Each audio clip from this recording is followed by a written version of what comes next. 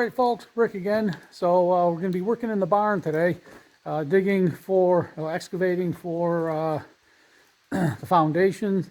Going to put in a poured concrete foundation, and that's going to be replacing the stone foundation that was here.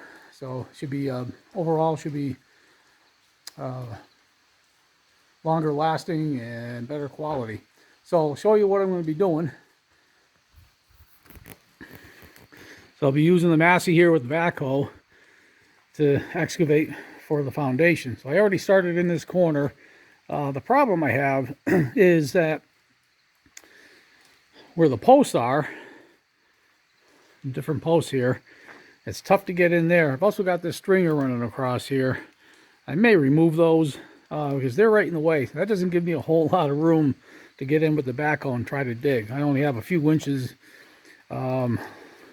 wiggle room, especially where the posts are. It's really tough to get in there.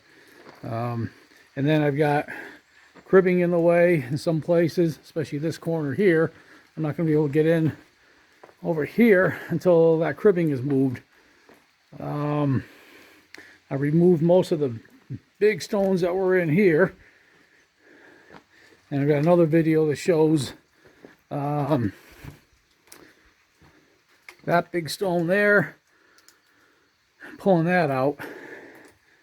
Again, here cribbing's in the way, so it's going to be a tight squeeze to get in around the cribbing, within the framework of the barn, around different things here. I may have to move some of this stuff.